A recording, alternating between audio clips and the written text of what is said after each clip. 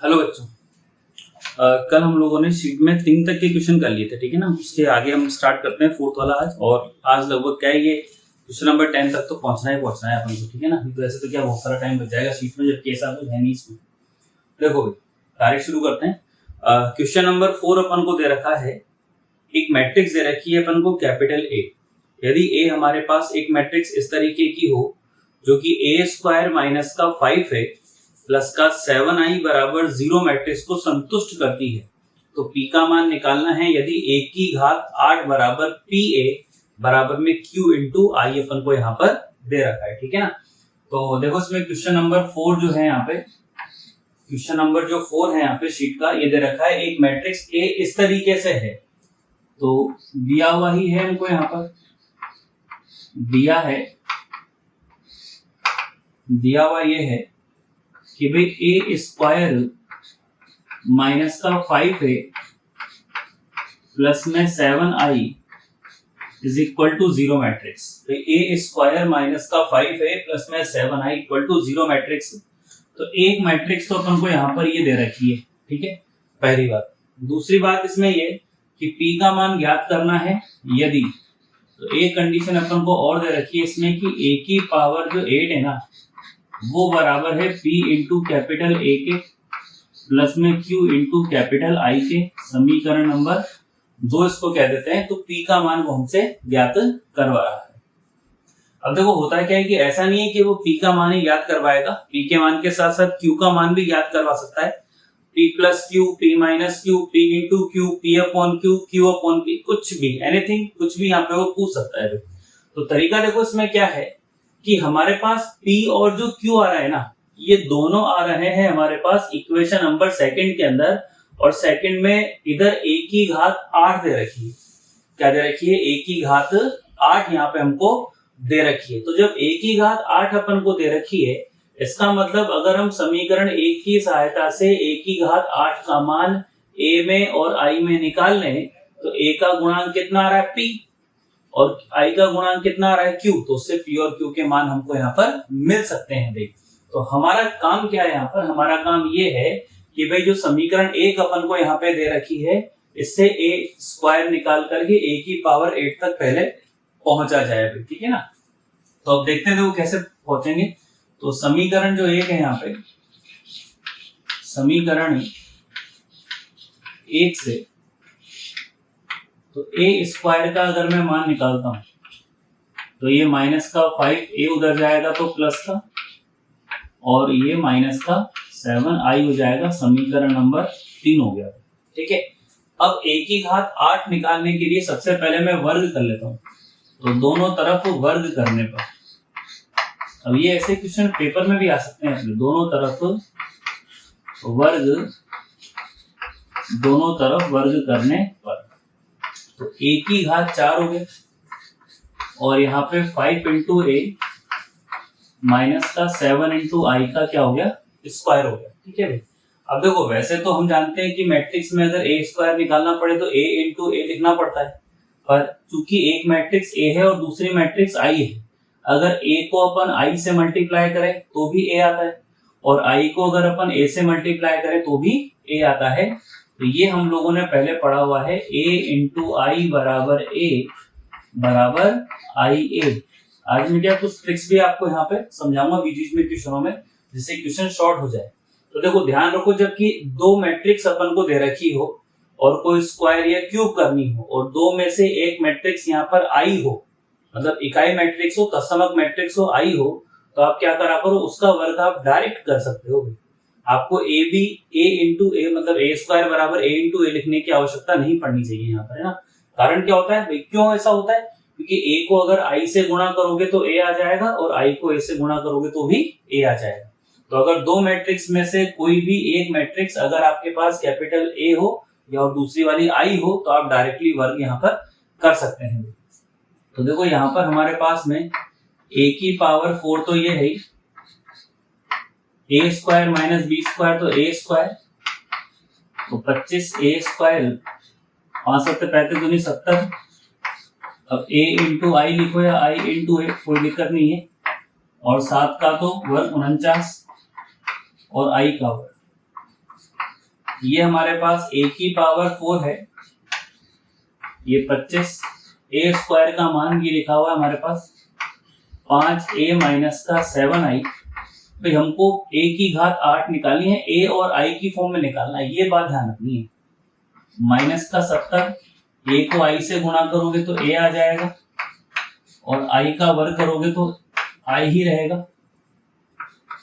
a की घात 4 बराबर 25 को 5 से तो 125, a माइनस का 25 और 175, i माइनस का 70 है प्लस में 49 इंटू आई।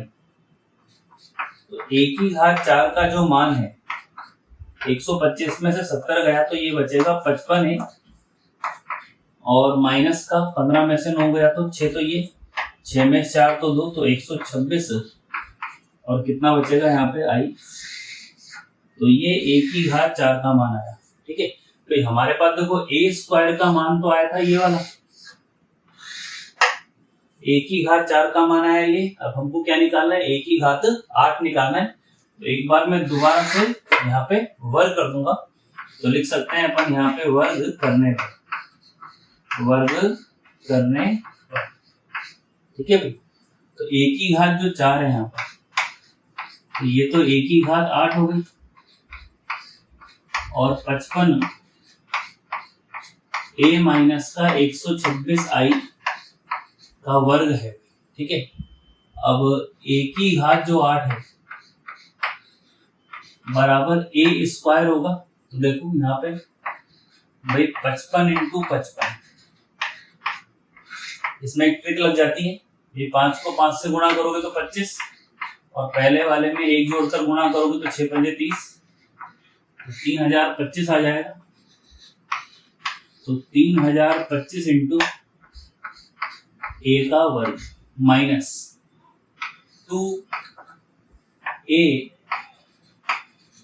और b 126, तो 126 तो ये और 110, तो 11 को लेता हूं पहले मैं, 126 गुणा 126 और 0 बाद में लगा दूंगा, तो 0 6 8 3 और 1, तो 1 3 8 6 0, और a को किससे गुणा करेंगे अपन, i से। अब 126 है बेटा, गुणा पे ध्यान रखना थोड़ा सा, इसमें यही गलती होने की संभावना होती है बस। तो 6 को 6 से 6 36 का 6 और 3, 6 दूनी 12 और 3 15 का 5, हासिल का 1, 6 कम 6 और 3, 6 कम 6 और 1 7, एक सेकंड रुक जाओ दोबारा, 6 36 का 6 और 3, 6 दूनी 12 और 3 15 का 5, हासिल का 1, 6 कम 6 और 1 7। ठीक है, 2 को 6 से गुणा करोगे तो ये हो जाएगा 252 हो जाएगा, और 126 यहाँ पर आ जाएगा। 6 तो ये, 7 ये, और 7 और 5 12 और 6 18 का 8, हासिल का 1, और 5 और 1 8, तो ये आ जाएगा 1 5 8 7 6, और i का क्या हो जाएगा, वर्ग। तो ये इस तरह की कैलकुलेशन आप जितनी जल्दी कर पाओगे ना भाई, उतना ही आप लोगों के लिए बढ़िया रहने वाला है। ठीक है ना, कैलकुलेशन तो कैलकुलेशन होती है भाई।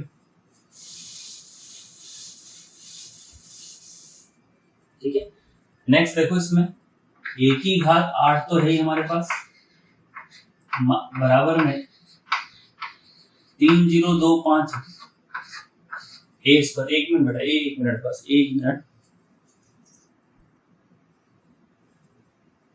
चले। a स्क्वायर आ गया, a स्क्वायर की जगह पे 5a माइनस का 7i माइनस का 1 3 8 6 0, a को i से गुणा करोगे तो a आ जाएगा, प्लस में 1 5 8 7 6, और i का वर्ग भी कितना होता है, i। ये a की घात 8 यहाँ पे आ रहा है, 5 को इससे गुणा करोगे तो 15, और 125a माइनस का 7 या 21, और 175i माइनस में 1 3 8 6 0 इंटू a 1 5 8 7 6 इंटू में कितना, i। अब a की पावर 8 तो ये दे रखा है, 5 में से 0 तो 5, 12 में से 6 तो 6, 10 में से 8 तो 2, 4 में से 1 तो 1। ए आ गया माइनस में 15 में से 6 गया तो 9, 16 में से 7 गया तो भी 9, 10 में से 8 गया तो 2, 10 में से 5 गया तो 5, इंटू में कौन बना, आई बना। तो हमने क्या करा यहाँ पर, ए की घात जो 8 है ना, तो ए की घात 8 का मान ए की और आई की फॉर्म में हम लोगों ने यहाँ पर निकाल रखा है। अब ए की घात 8 ये रहा समीकरण 2 से, इसके बराबर है देखो। तो समीकरण नंबर 2 से यह है P into capital A plus में Q इंटू कैपिटल आई, यह आ रहा है 1265 इंटू में ए और प्लस में माइनस 5299 इंटू में आई। सिंपल सी बात है कि देखो ए का गुणांक कौन है यहाँ पे P, तो P की जगह कौन है 1265, तो अगर तुलना करोगे तो P बराबर आ जाएगा 1265, ये अपना आंसर आ जाएगा भाई 1265 तो हो जाएगा अपना आंसर आ जाएगा। और इसमें आएगा अपने कैपिटल बी आंसर आएगा, कैपिटल बी। अब माइनस कर देना भाई, 15 में से 6 गया थी ना, देखो 15 में से 6 गया तो कितना आ रहा है 9 आ रहा है, ठीक है। उसके बाद में 16 बचा, 16 में से 7 गया तो भी 9 आ रहा है, 10 में से 8 गया तो 2 आ रहा है यहाँ पर। उसके बाद यहाँ भी 0 बचा तो 10 में से 5 गया तो 5 आ रहा है, ठीक है। इस तरह से 1265 जो है फोर्थ वाले का आंसर जो है इसमें अपने को कैपिटल बी दे रखा है 1265, ठीक है। चले नेक्स्ट देखो, चलो ना, हो गया होगा सबका। कोई चीज नहीं आए तो आप बिल्कुल आप दोबारा भी देख सकते हो, मतलब किसी की दिक्कत नहीं आएगी वैसे भी।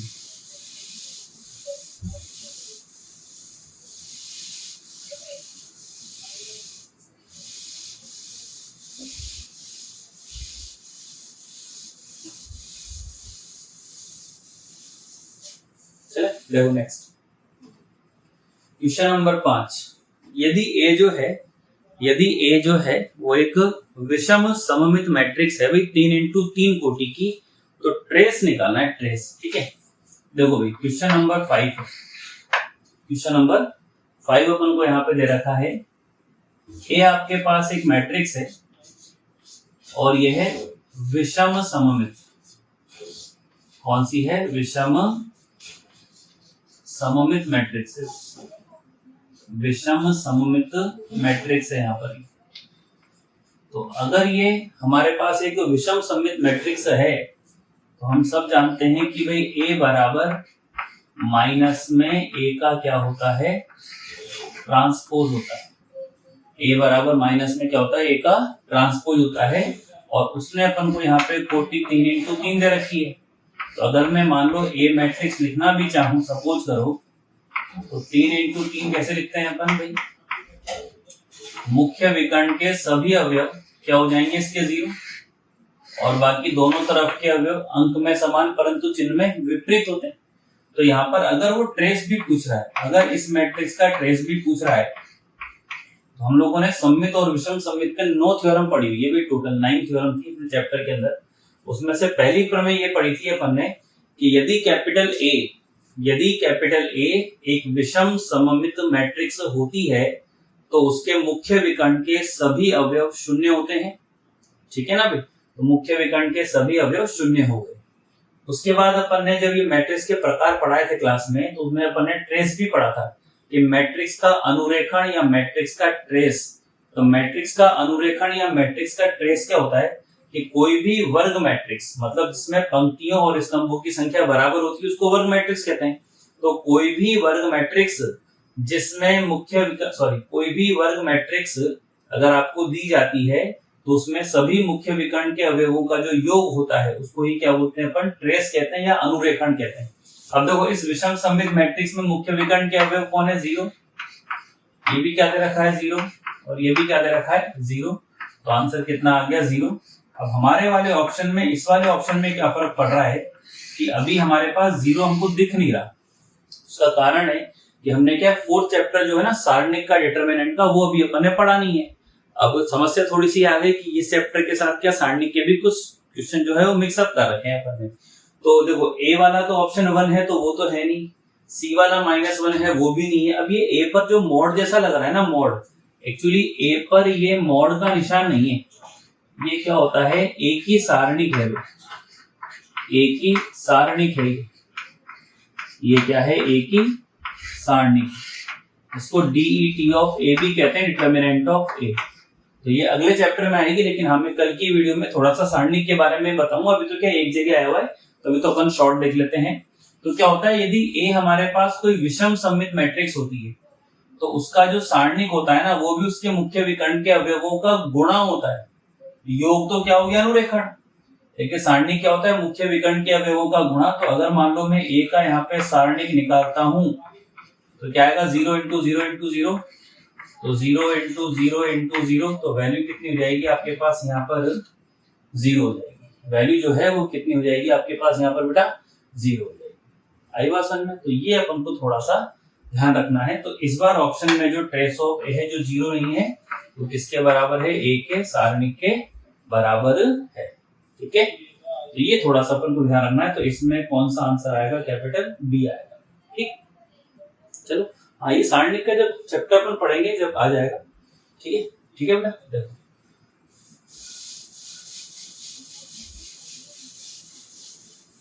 नेक्स्ट,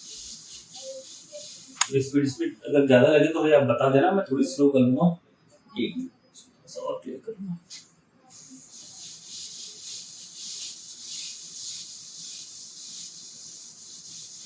ये व्हाइटनेस ही हो जाती है बोर्ड पे, व्हाइट बोर्ड में।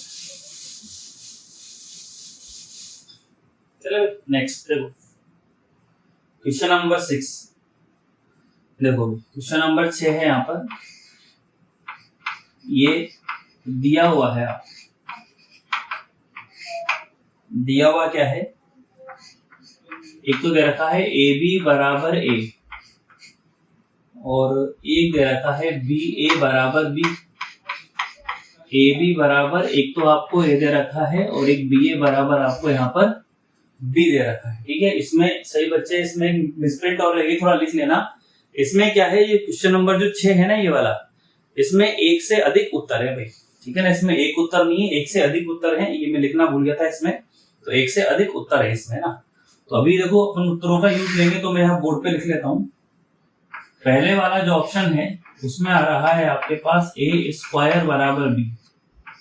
दूसरा जो ऑप्शन है, उसमें आ रहा है ए स्क्वायर बराबर ए। तीसरा जो ऑप्शन है, इसमें आ रहा है बी स्क्वायर बराबर बी। और जो चौथा जो ऑप्शन है, इसमें आ रहा है बी स्क्वायर बराबर ए। ये 4 ऑप्शन अपन को यहाँ पर इस तरीके से दे रखे हैं। अब इसमें एक से अधिक संभावित उत्तर हैं। ठीक है भाई, तो देखते हैं एक से अधिक संभावित उत्तर किस तरह से काम करते हैं। अब देखो सभी में देखा जाए ना, तो ए स्क्वायर 2 ऑप्शन में ए स्क्वायर है। दूसरी बात, बी स्क्वायर 2 ऑप्शन में बी स्क्वायर है। तो ए की वैल्यू ए स्क्वायर है, जो कि ए की वैल्यू ए स्क्वायर यहाँ मिल नहीं रही है। बी की वैल्यू बी स्क्वायर भी है, बी की वैल्यू ए स्क्वायर भी है। तो कुल मिलाकर एक तरफ तो स्क्वायर होना ही चाहिए। अब स्क्वायर कैसे बने, तो मैं क्या करता हूं, देखो मैं समीकरण नंबर 1 को उठाता हूं पहले। भाई समीकरण 1 से अपन क्या कर सकते हैं, देखो तो जैसे समीकरण 1 है, तो ए बी बराबर में ए आ रहा है। अब ए स्क्वायर बनाने के लिए हम क्या कर सकते हैं, देखो मैं ए को इधर गुणा कर दूं लेफ्ट, और ए को इधर गुणा कर दूं, तो देखो इधर तो ए का वर्ग बन गया, बहुत बढ़िया बात है। लेकिन अगर ये ब्रैकेट को मैं शिफ्ट करूं, तो ए स्क्वायर इंटू बी, तो ए स्क्वायर इंटू बी, ये तो हमारे पास कुछ है ही नहीं यहाँ पर। इसका मतलब इस वाले पहली समीकरण में आप ए को वाम पक्ष में गुणा नहीं कर सकते। ठीक है, हम लोगों ने एक प्रमेय पढ़ी थी व्युत्क्रम मैट्रिक्स की अद्वितीयता। यदि किसी वर्ग मैट्रिक्स का व्युत्क्रम यदि अद्वितीय है, तो यदि किसी वर्ग मैट्रिक्स के व्युत्क्रम का अस्तित्व है, तो वो क्या होता है, अद्वितीय होता है। तो अपन ने वहां पे अपन इस टॉपिक को जो है वो काम में लेकर के आए थे भाई। ठीक है, अब इसी को देखते हैं आगे। तो सबसे पहली बात तो ये है कि भाई मैं ए स्क्वायर को लेफ्ट में तो गुणा नहीं कर सकता हूं। एक काम करूं, देखें फिर, तो ए बी बराबर ए तो अपन को दे ही रखा है ना। मैं ए वाली मैट्रिक्स से यहाँ पर दक्षिण में गुणा कर लेता हूं भाई। सबसे पहले अपन ए स्क्वायर को टारगेट कर रहे हैं, तो ए से मैंने दक्षिण में गुणा कर लिया।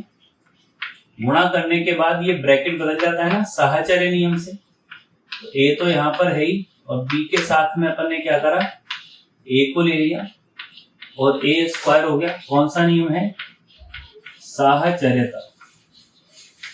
कौन सा नियम है यहाँ पर, साहचर्यता।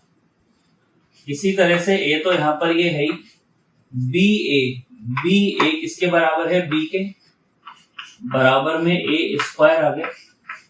समीकरण नंबर कहां से आया है हमारे पास में, 2 से। अब देखो ए बी की वैल्यू ए दे रखी है, तो ए हो गई, यहाँ पर ए स्क्वायर आ गया। ये कहां से आया, समीकरण नंबर 1 से। तो अगर ए स्क्वायर के बराबर है तो ए स्क्वायर बराबर भी क्या होता है, ए होता है। इसका मतलब हमारे पास ए स्क्वायर बराबर ए। एक ऑप्शन तो बी मिला, लेकिन इसमें एक से अधिक संभावित उत्तर भी है, तो हम अभी और आगे भी ट्राई करने वाले हैं। अब देखो एक इंपॉर्टेंट चीज बताऊं, जब ए स्क्वायर बराबर ए होता है तो ए को मैंने पढ़ाया हुआ है आपको लास्ट क्लास थी अपनी की, ए क्या कहलाता है, वर्ग सम मैट्रिक्स। ए क्या होती है, वर्ग सम मैट्रिक्स है। ध्यान है क्या नाम था इसका, आइडेम्पोटेंट मैट्रिक्स। आइडेम्पोटेंट मैट्रिक्स थी। तो जब ए स्क्वायर बराबर ए होता है तो ए क्या कहलाती है, वर्ग सम मैट्रिक्स कहलाती है, जिसको अपन आइडेम्पोटेंट मैट्रिक्स के नाम से भी जानते हैं। ठीक है, दूसरी बात देखो, ये तो चलो पहला कॉन्सेप्ट आया। अब हम एक काम करें, अब दूसरी समीकरण ले लो। तो बी ए बराबर बी है और हमको बी स्क्वायर में से बना, देखो ए स्क्वायर का मान तो ए आ गया, तो पहला ऑप्शन तो नहीं है हमारे पास, ये तो श्योर है। अब 4 देखो इसमें आप समीकरण 2 से, समीकरण नंबर 2 से, तो बी ए बराबर में कौन आ रहा है, बी। तो मैं क्या कर रहा हूं, पहले ए से गुणा किया था, अब मैं यहां पर बी से गुणा कर लेता हूं। तो अब साहचर्य नियम से ब्रैकेट बदलेगा, तो बी तो यहां पे है ही, और ये ब्रैकेट ए बी पर आ जाएगा। बी को बी से गुणा करोगे तो बी स्क्वायर है। कौन सा नियम है भाई, साहचर्यता।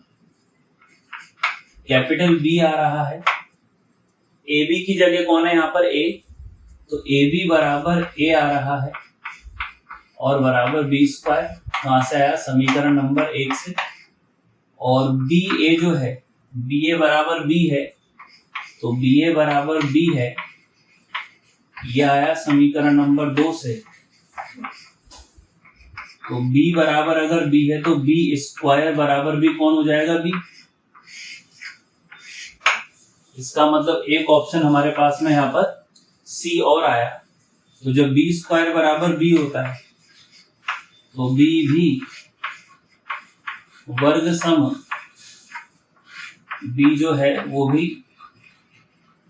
वर्ग सम मैट्रिक्स है। ठीक है, तो इस तरह से इस क्वेश्चन में 2 ऑप्शन आए। हाँ, इस क्वेश्चन में ऐसे भी आ सकता है कि भाई ये भी दे सकता है कि ए बी बराबर ए और बी ए बराबर अगर बी हो तो प्रदर्शित कीजिए कि ए और बी दोनों वर्ग सम मैट्रिक्स है। ऐसे भी आ सकता है अपने बोर्ड में। ठीक है, तो थोड़ा सा इस तरह से ध्यान रखना। देखो थ्योरम कहीं ना कहीं तो यूज आती है, ऐसा नहीं कि जो हम पढ़ते हैं वो वेस्ट तो कहीं भी नहीं आता, कहीं ना कहीं तो काम आता ही है। चले नेक्स्ट, ये आप लोग नोट करो ना, तो जो शीट आपको दे रखी है उसमें क्या एक तरफ खाली पेज छोड़ा हुआ है, तो क्या उस तरफ उतारा करो, ताकि जब संडे को जब शीट का टेस्ट होगा, संडे को या मंडे को जैसा भी मानो शीट का टेस्ट जब होगा तो वो वहीं के वहीं पे काम आ जाएगा। ठीक है, चले नेक्स्ट। थोड़ा सा क्या यहाँ पे उतारने का चक्कर नहीं पड़ता, बस तो सवाल करो, मिटा दो, फटाफट खत्म। क्वेश्चन नंबर 7, ये भी बहुत अच्छा सवाल है। देखो ये क्या है, एक एग्जाम में भी आया हुआ है और एक किताब से लिया गया था। देखो ए हमारे पास और बी हमारे पास दो जो है वो स्तंभ सदिश है। स्तंभ सदिश मतलब स्तंभ मैट्रिक्स, वह मैट्रिक्स जिसमें एक ही स्तंभ होता है। पंक्तियां तो कितनी भी हो सकती है, स्तंभ एक ही होता है। तो ये दे रखा है अपन को, देखो ए जो है ए हमारे पास एक मैट्रिक्स है जिसमें x1 दे रखा है और बी हमारे पास एक दूसरी मैट्रिक्स है जिसमें 1 4 और 5 2 इंटू में यहाँ पर कैपिटल ए दिया हुआ है। यहाँ पर इन दोनों मैट्रिक्स को वो स्तंभ सदिश कह रहा है। क्या कह रहा है? स्तंभ सदिश कह रहा है। इन दोनों मैट्रिक्सों को वो स्तंभ सदिश कह रहा है कि भाई स्तंभ है ये, मतलब ठीक है सदिश है तो सदिश वर्ड का यूज आया तो कुछ ना कुछ तो देखो, जो भी तो पढ़ाया गया है आपको, जो कि समांतर है एक दूसरे के। ठीक है, अब देखो कॉन्सेप्ट देखो पहले आप, ये आपके फिजिक्स में कॉन्सेप्ट होता है कि जब ए वेक्टर व बी वेक्टर, कहां से फिजिक्स आगे भी नाम सदिश आया ना बेटा, तो जब ए वेक्टर व बी वेक्टर समांतर सदिश, समांतर के साथ साथ संरेखीय भी हो सकता है भाई ना, वो जब अपने आएगा जब पढ़ाएंगे अपन, समांतर सदिश है तो कंडीशन ये होती है कि बी वेक्टर बराबर क्या हो जाता है, लैम्डा ए वेक्टर हो जाता है, जहां ये जो लैम्डा है ना भाई ये बिलोंग करता है आर में, आर वास्तविक संख्याओं का समुच्चय है। तो हमारा जो कॉन्सेप्ट है ना वो कॉन्सेप्ट ये है, तो हमारे पास जो कॉन्सेप्ट आया है वो कॉन्सेप्ट ये है कि जब दो सदिश एक दूसरे के समांतर होते हैं तो बी वेक्टर बराबर लैम्डा ए वेक्टर होता है। ठीक है, इसका मतलब ए और बी उसने समांतर सदिश कह रखे हैं, पहली बात। तो देखो प्रश्नानुसार अगर देखा जाए, प्रश्नानुसार अगर देखा जाए तो ए व बी जो है यहाँ पर है तो मैट्रिक्स लेकिन स्तंभ सदिश है ना, ए व बी जो है वो समांतर भी हैं, समांतर सदिश भी हैं, ए व बी जो है वो समांतर सदिश भी हैं। इसका मतलब यहाँ पर ये हो गया कि भाई जो कैपिटल बी की जो वैल्यू है वो लैम्डा इंटू ए आएगी। इसका मतलब ये लैम्डा जो है ना, लैम्डा ये आपकी तरफ से माना गया है। लैम्डा उसने तो नहीं दिया ना किताब में, वो तो आपसे केवल x का मान जानना चाहता है, लेकिन x का मान एक मान निकालना है। तो एक मान निकालने के लिए कम से कम एक कंडीशन चाहिए ना, तो कम से कम एक कंडीशन कौन सी है भाई? कंडीशन ये है कि भाई ए और बी जो है वो कैसे हैं, समांतर सदिश हैं। ए और बी कैसे हैं, समांतर सदिश है। तो एक मान निकालना है, एक कंडीशन दे रखी है, तो एक मान के लिए एक कंडीशन दे रखी है, ठीक है भाई। लेकिन उस कंडीशन से हमारे पास क्या हुआ, ये लैम्डा आ गया भाई। उस कंडीशन के कारण प्रॉब्लम क्या हो गई कि एक मान लैम्डा और आ गया। अब ये लैम्डा अगर माना गया है तो उसको हटाना भी पड़ेगा, क्योंकि लैम्डा तो हमको नहीं चाहिए, हमको तो यहाँ पर क्या चाहिए, x चाहिए। तो देखते हैं देखो कैसे हटता है लैम्डा। तो b की जगह पे क्या दे रखा है, देखो मैट्रिक्स दे रखी है अपन को 1 4 5 2 इंटू में a दे रखी बराबर में लैम्डा। a की जगह कौन है, x और 1। तो यहाँ पर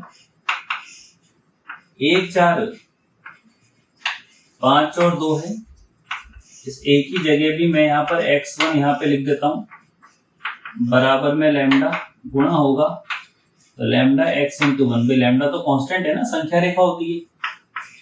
संख्या रेखा का मतलब एक वास्तविक संख्या होती है, बता रखा था ना, लैम्डा बिलोंग्स टू आर। ये रहा। अब इन दोनों मैट्रिक्सों को आपस में गुणा करते हैं, तो पंक्तियां किससे गुणा होती हैं, स्तंभों से। तो 1 गुणा होगी x से तो क्या आएगा, x। 4 गुणा होगी x से तो क्या आएगा, 4। 5 गुणा होगी x से तो क्या आएगा, 5x। और 2 गुणा 1 से तो कितना आएगा, 2। और बराबर में यहाँ पर ये लैम्डा को 1 से गुणा करेंगे तो लैम्डा आएगा, तो लैम्डा x और कितना आ जाएगा यहाँ पे, लैम्डा। अब देखो बुक वाले ने क्या बोला है, शीट वाले ने, कि भाई b भी स्तंभ सदिश है। तो b स्तंभ सदिश है, तो देखो इस b वाली मैट्रिक्स में एक स्तंभ बनाना, इसलिए उसने स्तंभ सदिश बोला था। अब बारी क्या कि भाई ये वाली मैट्रिक्स इस मैट्रिक्स के बराबर है। तो जब मैट्रिक्स बराबर होती है तो हम लोग क्या करते हैं, तुलना करते हैं। तो शीट करने से क्या है, हमारा जो चैप्टर ना वो और ज्यादा स्ट्रॉन्ग होता है। तो तुलना से पहला वाला मान, तो x प्लस का 4 बराबर है लैम्डा इंटू x के, समीकरण 1 दे दी। और 5x प्लस का 2 और 5x प्लस का 2 जो है ना ये बराबर है लैम्डा। तो अब देखो कॉन्सेप्ट क्या है, हमको लैम्डा तो हटाना है क्योंकि वो हमारे द्वारा माना गया था, वो भी इसलिए माना गया था क्योंकि ए और बी समांतर सदिश हमको यहाँ पे दे रखे थे। तो सबसे पहली बात लैम्डा को तो हमको हटाना है और x का मान अपन को लाना है। तो लैम्डा कैसे हटाया जाए भाई, समीकरण 2 से समीकरण 1 में लैम्डा का मान रख दो, हट जाएगा ना। तो यहां आएगा देखो समीकरण 2 से समीकरण 2 से 1 में लैम्डा का मान रखने पर तो x प्लस का 4 लैम्डा की जगह 5x प्लस का 2 इंटू एक्स। अब देखो समीकरण हल करनी है तो x प्लस का 4 बराबर x को इससे गुणा करेंगे तो 5x स्क्वायर प्लस में 2 इंटू एक्स। अब ये अगर इसके बराबर है तो ये भी तो इसके बराबर है, तो ये 5x स्क्वायर प्लस का 2x बराबर में x प्लस का 4। समीकरण हल करनी तो 5x स्क्वायर प्लस 2x, ये इधर आएगा बेटा तो माइनस का x माइनस का 4 बराबर 0। तो 5x स्क्वायर आ गया, 2 में से 1 गया तो प्लस का x माइनस 4 बराबर 0। ठीक है, अब देखो 4 पंजे 20, घटाने पर 1 आना चाहिए तो 5 इंटू 4 ही हो सकता है, तो 5 में 4 भी घट जाएगा ना। तो 5x स्क्वायर प्लस में 5x माइनस का 4x माइनस का 4 बराबर 0। तो इन दोनों में से 5x कॉमन लेंगे तो x प्लस का 1 माइनस का 4 कॉमन लेंगे तो x प्लस 1 बराबर 0। इसमें से गणना चल रही है, इन दोनों में से x प्लस 1 कॉमन आ जाएगा, 5x माइनस का 4 बराबर 0। तो यहां से देखो x प्लस का 1 बराबर 0 आ गया एक और एक 5x माइनस का 4 बराबर 0 आ। तो x का मान यहां से एक तो आया -1 और एक यहां से x का मान मिलेगा 4/5। तो कुल मिला के हमारे पास में यहाँ पे 2 आंसर आए, एक तो a वाला है 4/5 है और -1। अच्छा, दोनों एक साथ ही रखा है। तो हमारे पास इस क्वेश्चन नंबर 7 में जो आंसर आया वो कौन सा है, ए ऑप्शन आया भाई हमारे पास। ठीक है, तो कॉन्सेप्ट सिर्फ इतना सा है कि भाई जब a और b अगर समांतर सदिश होते हैं तो b की वैल्यू जो होती है वो लैम्डा a होती है, b का मान रखा, a का मान रखा। मान रखने के बाद देखो पूरी की पूरी कैलकुलेशन है। सिर्फ कॉन्सेप्ट आपको यहाँ पर ये चीज जो है वो ध्यान रखनी है। ठीक है ना, नेक्स्ट चले भी आगे।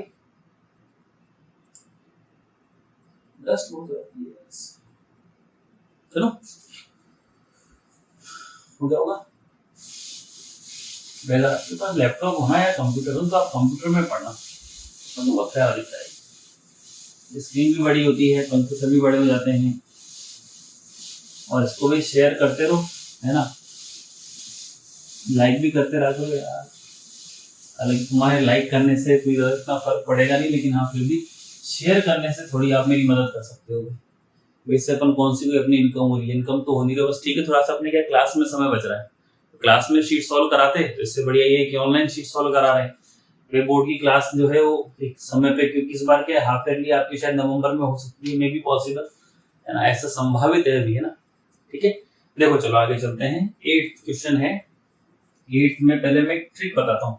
चलो पहले क्वेश्चन लिख लो। देखो 8 अपन को दे रखा है, एक मैट्रिक्स दे रखी है अपन को A, और ये मैट्रिक्स है DIAG, डायगोनल है, ये है 2 -1 और 3 विकर्ण मैट्रिक्स है। और जो B है ना, B ये दे रखा है आपको DIAG, ये भी विकर्ण मैट्रिक्स है, और -1 3 और कितना दे रखा है आपको 2 दे रखा है, और A² इंटू B निकलवा रहा है। क्या निकलवा रहा है? A² इंटू B निकलवा रहा है। ठीक है, अब देखो तरीका क्या होता है विकर्ण मैट्रिक्स के लिए, मैं एक एग्जांपल पहले समझाता हूँ आपको। क्या है, 3x3 अपन को लिखना नहीं पड़ेगा ना। देखो जैसे आप ये मान के चलो ए हमारे पास एक मैट्रिक्स है और मैं 2x2 की विकर्ण ले रहा हूँ, बस ज्यादा नहीं, 2x2 की। 2x2 का मतलब 2 पंक्ति 2 स्तंभ। तो विकर्ण मैट्रिक्स में मुख्य विकर्ण के सभी अवयव कैसे होते हैं, अलग अलग होते हैं, बाकी सारे क्या होते हैं, जीरो। तो मैंने कैपिटल ए वाली जो मैट्रिक्स है वो यहाँ पे मैंने मान ली। ए मानने के बाद सपोज करो कि मैं तो ए स्क्वायर निकालना चाह रहा हूँ, तो ये ए इंटू ए होता है ना। अभी मैं जो नॉर्मल अपन पढ़ते हैं ना, अभी उस पैटर्न से चल रहे हैं भाई। अभी तो मैं आपको जो है वो मैट्रिक्स गुणा करके बता रहा हूँ, ठीक है। ट्रिक अभी देखेंगे, देखो ट्रिक से क्या थोड़ा टाइम बच जाएगा, बस 2 मैट्रिक्स लिख दी।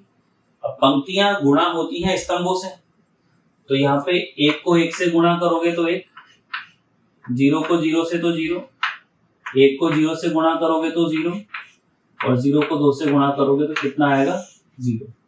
0 को 1 से गुणा करोगे तो 0, 2 को 0 से गुणा करोगे तो 0, 0 को 0 से गुणा करोगे तो 0, और 2 को 2 से गुणा करोगे तो कितना आ जाएगा, 4। इसके बाद यहाँ पर इसमें ये मैट्रिक्स है, 1 आ गया, 0 आ गया, 0 आ गया, और कितना आ गया, 4 आ गया, ठीक है भाई।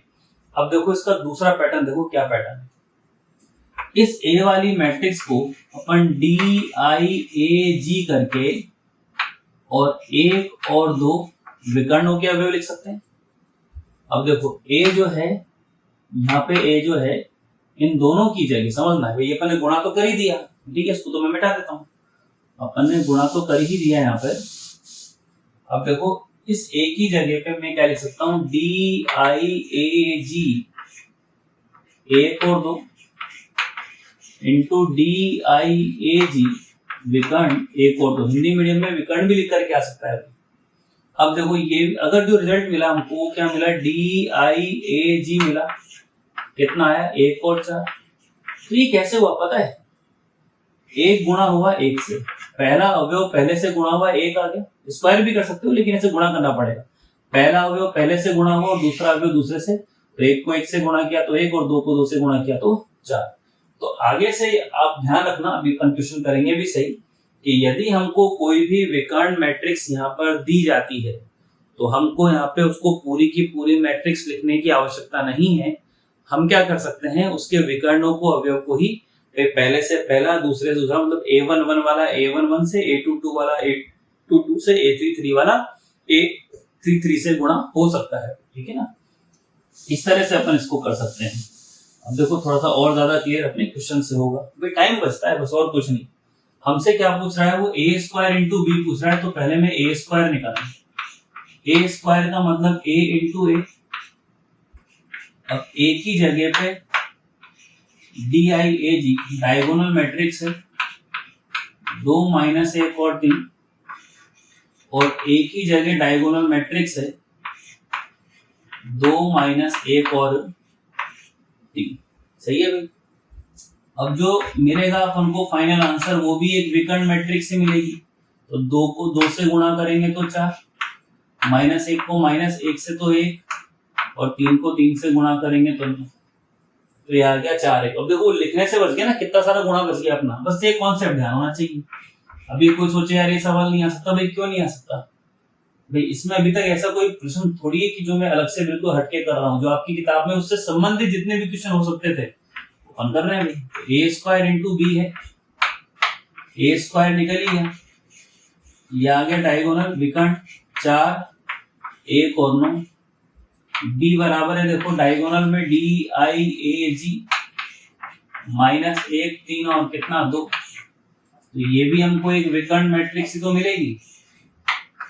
तो पहला अवयव पहले से, तो 4 जो है वो गुणा होगा माइनस 1 से। थोड़ा विस्तार से लिख देता हूं, 1 जो है वो गुणा होगा 3 से, और जो 9 है वो गुणा होगा यहाँ पे 2 से। तो DIAG जो है यह आ गया माइनस का 4 3 और 9 दूनी 18, तो माइनस 4 3 और 18, ये DIAG अपना आ जाएगा यहाँ पर। तो DIAG माइनस 4 3 18 आ जाएगा यहाँ पे, 4 माइनस 4 3 18। तो या 8वें वाले में बी ऑप्शन है अपना, कौन सा ऑप्शन है, बी। ठीक है, तो इस तरह से अगर विकर्ण आपको दिया जाए ना तो पूरी की पूरी मैट्रिक्स लिखने की अपन को जरूरत नहीं होती है।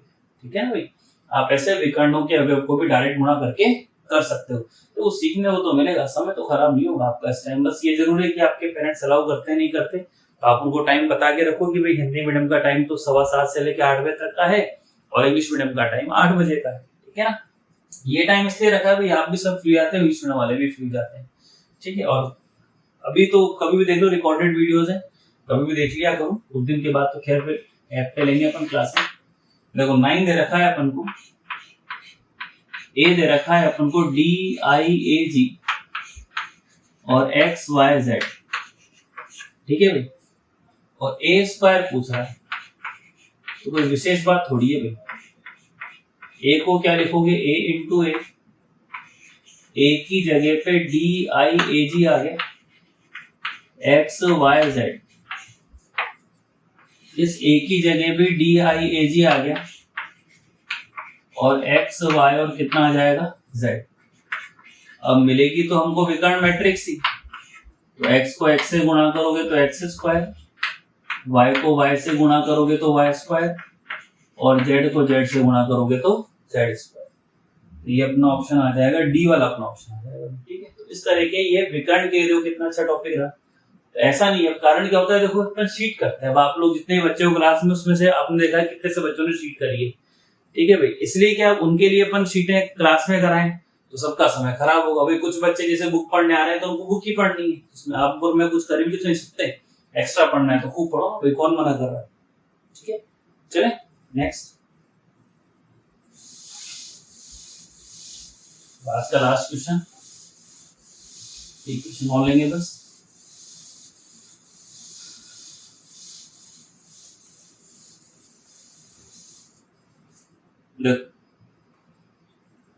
क्वेश्चन नंबर 10 है ये ना, ये बड़ा प्यारा सवाल है, मेरा फेवरेट भी है ये। क्वेश्चन नंबर 10 है, आपको ये बोला गया है कि 4 अंक आपको दे रखे हैं। ठीक है ना, 4 अंक आपको दे रखे हैं, 4 अंकों में से, शायद तो मैंने क्लास में भी करवाया हुआ है ना, एक बार देख लेते हैं, चलो दोबारा। 4 अंक अपन को दे रखे हैं, तो 4 अंकों में से एक या अधिक अंकों को लेकर के आपको क्या करना है, मैट्रिक्स बनानी है भाई। तो ऐसी कुल कितनी मैट्रिक्स यहाँ पर बन सकती है, हमको ऐसा कह रहा है। ठीक है, तो सबसे पहली बात तो देखो दिए गए अंक जो है ना, कुल अंक जो है, कुल जो अंक है यहाँ पे, कुल अंक दे रखे हैं 4, कुल अंक दे रखे हैं आपको 4, और लेना कितना है, 1 या 1 से अधिक। ठीक है, अब एक एग्जांपल के रूप में आप एक ये कॉन्सेप्ट समझो। सपोज करो कि आपको अंक दे रखे हैं 1 2 3 4, अंक दे रखे हैं आपको 1 2 3 4। अब 4 में से आपको एक अंक लेना है, मतलब एक अंक का चयन करोगे ना, तो जब आप चयन करोगे तो याद करो 11वीं में जब चयन करते थे तो संचय आता था, क्या आता था, संचय। इसका मतलब सबसे पहले आपको यहाँ पे इस सवाल में संचय का प्रयोग करना पड़ेगा। ठीक है, सपोज करो आपने से इसमें एक अंक चुन लिया 2, अब इस 2 को चुनने के बाद में आपको इसको व्यवस्थित भी तो करना पड़ेगा भैया, थोड़ी कि चुन लिया तो मैट्रिक्स बन गई, आप उसको मैट्रिक्स के अंदर बड़े ब्रैकेट में बंद भी करोगे। इसका मतलब आप उसको व्यवस्थित भी कर रहे हो, और जब व्यवस्थित कर रहे हो तो आप क्या काम में लेते थे, क्रमचय। तो यहाँ पे आपको क्रमचय भी लेना पड़ेगा। अब क्रमचय लोगे तो जैसे अभी तो आपने मान लो एक अवयव लिया है, तो एक अवयव से जो मैट्रिक्स बनेगी वो 1 इंटू 1 कोटि की बनेगी ना। सपोज करो आपने 2 अवयव लिए, तो एक तो बनेगी 1 इंटू 2 की और एक 2 इंटू 1 की, तो कितनी संभावित कोटियां हैं उसके हिसाब से तो मैट्रिक्स बनेगी। तो फिर यहाँ पे आएगी संभावित कोटियां, संभावित कोटियां क्या आएंगी, संभावित कोटियां आएंगी। ये करने के बाद आपके पास टोटल मैट्रिक्स बन जाएगी कि हाँ भाई इतनी मैट्रिक्स यहाँ पर बन रही है। तो ये एक तरह से इसका एक फॉर्मूला जैसा बना हो। ठीक है, ऐसा कोई फिक्स फॉर्मूला नहीं होता है, जैसे कंपटीशन वाले को जो है संचय मिक्स करना था, क्रमचय मिक्स करना था, मैट्रिक्स के साथ मिक्स करना था, तो मिक्स कर दिया है ना। क्या होता है, इसी तरह से तो मिक्सिंग होती है। अब देखो थोड़ा सा अपन और संचय और क्रमचय के बारे में और थोड़ा सा देख लें। संचय के बारे में जरूर देख लें, सॉरी क्रमचय के बारे में। संचय में तो क्या है, कॉम्बिनेशन आता है सी वाला। देखो होता है क्या है, जैसे पहले संचय देखो, आप लोगों ने पढ़ा है जैसे कि अगर कहीं पे 5C और 2 लिखा हुआ है तो आप इसको कैसे खोलते हो, 5 को कितनी बार खोलोगे, 2 बार, तो 5 × 4 बटे में 2 का फैक्टोरियल आता था ना, ध्यान होगा। 5 को कितनी बार खोलना है आपको, 2 बार, तो 5 × 4 आएगा, बटे में क्या आएगा, 2 का फैक्टोरियल आएगा, तो आ गया। दूसरी बात, जैसे मान लो यहाँ पे 3 दे रखा है 3p3, तो पहले तो एनपीआर का सूत्र देखते हैं। देखो एनपीआर, तो एनपीआर का सूत्र क्या होता था, याद है भाई, ऊपर वाले का फैक्टोरियल ऊपर और ऊपर वाले में से नीचे वाले को क्या कर देंगे अपन, माइनस। भाई ऊपर वाले का फैक्टोरियल ऊपर और ऊपर वाले में से नीचे वाला माइनस। तो सपोज करो यहाँ पे 3p3 है, तो इसका आंसर क्या आएगा, देखो भाई ऊपर वाले का फैक्टोरियल ऊपर और ऊपर वाले में से नीचे वाले को आप माइनस कर दोगे, तो 3 फैक्टोरियल तो ऊपर है ही सही, 3 में 3 गया तो 0 का फैक्टोरियल मान कितना होता है, 1, तो कितना आ गया 3। तो अगर यहाँ पे 3p3 अगर आपको सेम दिया जाए, जैसे मान लो यहाँ पे 3p3 हो, तो उसका फैक्टोरियल कितना आएगा, 3 का फैक्टोरियल, मतलब उसकी वैल्यू कितनी आएगी, 3 का फैक्टोरियल। 2p2 हुआ तो 2 फैक्टोरियल, 4p4 हुआ तो 4 का फैक्टोरियल। ठीक है, तो इस तरह से कुछ कॉन्सेप्ट हम लोग यहाँ पे यूज करने वाले हैं। अब शुरू करते हैं अपन हमारे सवाल को, है ना। देखो यहाँ पर सबसे पहली बात, हमको मैट्रिक्स बनानी है, अंक दे रखे हैं 4, तो संचय में चयन करेंगे अपन, चयन। तो देखो 4 में से 1 अंक ले रहे हैं, पहले अपन 1 ले रहे हैं, 1 अंक, तो 4 में से 1 अंक लोगे तो 4c1, फिर करोगे गुणा। अब ये जो 1 अंक लिया, इस 1 अंक में से 1 को चुनकर व्यवस्थित करोगे तो 1p1। संभावित कोटियां, भाई अगर अवयव 1 होता है तो संभावित कोटि 1 × 1 ही तो हो सकती है। भाई एक पंक्ति है, एक स्तंभ, तो 1 को 1 से गुणा करोगे तो 1 ही तो अवयव आएगा। तो संभावित कोटि भी कितनी बनी इसकी, 1 बनी। थोड़ा सा इसको अगर हल करें तो 4 को 1 बार खोलोगे तो 4, 1p1 क्या होता है, 1 का फैक्टोरियल, ये भी कितना हो गया, 1। 4 तो 4 आ ही गया, एक फैक्टोरियल 1 आ गया, बड़ा इंटू में 1 आ गया, कितना आ जाएगा यहाँ पे, 4 आ जाएगा। तो ऐसी 4 मैट्रिक्स बन सकती है। तो देखो अभी जैसे अवयव थे 1, 2, 3 और 4, अगर मान लो मैं 4 लेता तो भी ये 1, 2, 3, 4 बनी ना भाई, एक अवयव वाली 4 मैट्रिक्स। तो इस तरह से मैट्रिक्स बनती है। ठीक है, आ रहा होगा आपको, एक अवयव लेते हैं अगर चारों में से, तो एक एक अवयव की 4 मैट्रिक्स बन जाती है। तो 4 ही तो आ रही गणना से भी। अब देखो अवयव लेते हैं अपन 2, अवयव लेते हैं अपन 2, तो 4 में से 2 अवयव लिए, 2 में से 2 अवयवों को व्यवस्थित करो। अवयव अगर 2 आ रहे हैं तो कोटि या तो 1 × 2 आ सकती है, नहीं तो 2 × 1 आ सकती है। तो एक पंक्ति 2 स्तंभ, 2 पंक्ति 1 स्तंभ, कुल मैट्रिक्स कितनी बन सकती है, 2। कोटियां संभावित 2। 4 को 2 बार खोलोगे तो देखो एक तो 4 आएगा और 3 बटे में 2 का फैक्टोरियल, 2p2 अगर होता है तो 2 का फैक्टोरियल इंटू में 2, 2 फैक्टोरियल से 2 फैक्टोरियल खत्म, 4p 12 इंटू में 2, तो 12 दूनी कितना आ गया, 24। ठीक, अब 3 अवयव लेते हैं, तो 4 में से 3 अवयव लिए, 3 को व्यवस्थित करोगे तो 3p3। अब मान लो 3 अवयव है तो कोटि या तो 1 × 3 बनेगी, नहीं तो 3 × 1 बनेगी। तो इसमें भी 2 ही बन रही है भाई मैट्रिक्स तो आपके पास। तो 4 को 3 बार खोलोगे, 4, 3 और 2 बटे में 3 का फैक्टोरियल इंटू 3p3 भी, 3 का फैक्टोरियल इंटू में 2 बराबर, इससे तो ये कट जाएगा, 4 3 12 दूनी 24 इंटू में 2, कितना आ गया भाई, 48 मैट्रिक्स बनेगी।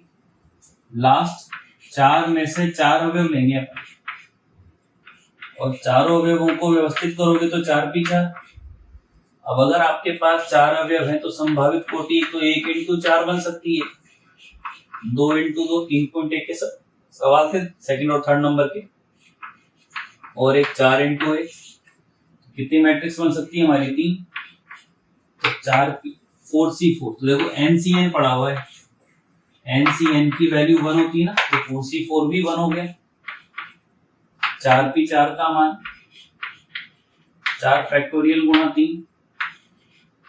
अब 4 फैक्टोरियल, 4 के 12 दूनी 24 इंटू में 3, तो 24 के 72।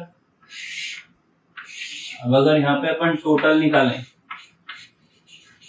तो 4 4 8 और 8 16 और 18 का 8, हासिल का 1 2 और 1 3 और 4 7 और 7 14, तो 148 मैट्रिक्स बन जाएगी भाई। तो ये हमारा आंसर होगा इस वाले में कि अगर 4 अवयवों को दी जाए, अगर 4 अवयव हमको दिए जाते हैं और 4 में से कोई मान लो आप 1 अवयव 2 अवयव 3 अवयव या 4 अवयव अगर आप लेते हो, तो इस तरह से टोटल मैट्रिक्स 148 मैट्रिक्स हमारे पास यहाँ पर बन सकती है। ठीक है, तो थोड़ी सी लंबी क्लास हो गई भाई, अपन खत्म करते हैं क्योंकि अगला भी बैच बनाना है।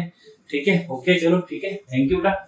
और इसको पढ़ो भाई, रेगुलर शीट निकालो, रेगुलर क्लासों को ज्वाइन करा करो, और जो भी आपके स्टूडेंट है आप उन सभी को शेयर भी कर दिया करो और उनसे लाइक भी करवा लिया करो। ठीक है, ओके चलो बाय।